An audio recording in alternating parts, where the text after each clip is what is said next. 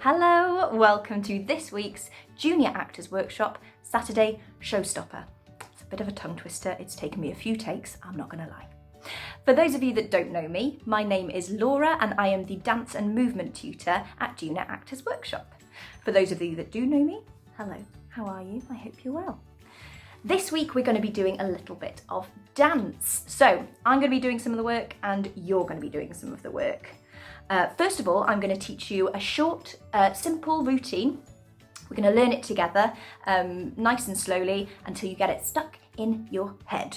Then it will be over to you. So have a little look at the dance and have a practice. Okay, so here is our routine. Apologies in advance, you can't see my feet. It's the joys of makeshift filming, but there's not too much that's specific to our feet, so hopefully you can just see which way my legs are going, and that should be enough. Okay, let's start. So we're going to start with our feet slightly apart and our hands behind our backs, and we're going to go 1, 2, 3, 4, 5, 6, 7 and 8. Okay, one more time.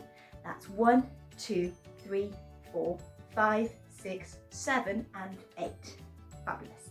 Then next we're going to stick out our left elbow and we're going to stick out our left leg. So it's going to go 1 and 2, then we'll repeat it on the other side. 3 and 4, then we're going to nod twice. 5, 6, then we're going to do a little skip on the spot. And 7, throw our hands down, and 8. Okay, so from the top we're going 1, 2, 3, 4, 5, 6, 7 and 8. 1 and 2, 3 and 4, 5, 6 and 7 and 8. With me so far? If not, just rewind back to the beginning of this and go over it as many times as you need to. Okay, for now we're going to carry on. So we've just got to here and we've done our little shrug, shrug. So next is my favourite bit. We're going to do a little groove. So we're going to go 1, 2, 3, 4, 5, 6, 7 and 8. So we're going to step out on our left and then step out on our right. Nice strong position here. Okay, from here we're going to go 1, 2, 3, 4. So you're going to imagine there's a big window in front of you, and with your right hand you're going to hit all the corners. So you're going to go out, in, then down, out, in. Then we're going to stick out our right, left, little jazz hands, in, down. So let's do that last bit from our little shrug here. Gonna get our moving and grooving going. Ready?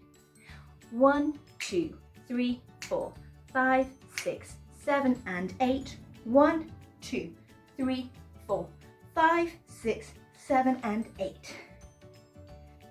Easy peasy. Go over it as many times as you need to and get those moves stuck in your head, because that's going to be important for the next bit, which is down to you.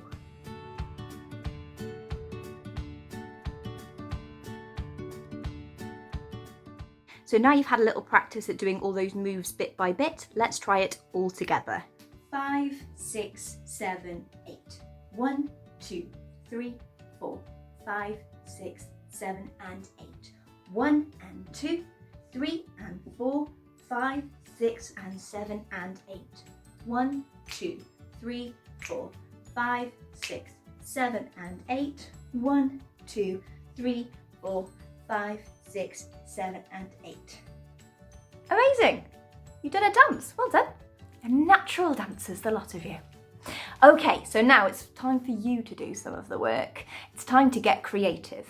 So you're going to take the routine that we just learned together and you're going to put your own special twist on it to make a beautiful dance that is uniquely and entirely you. But don't worry, I'm not going to just leave you to it and set you off into the wilderness. I'm going to give you a few tips to send you on your way. Okay, are we ready? Here we go. Tip number 1. Think about the tempo. So that's the speed of your dance.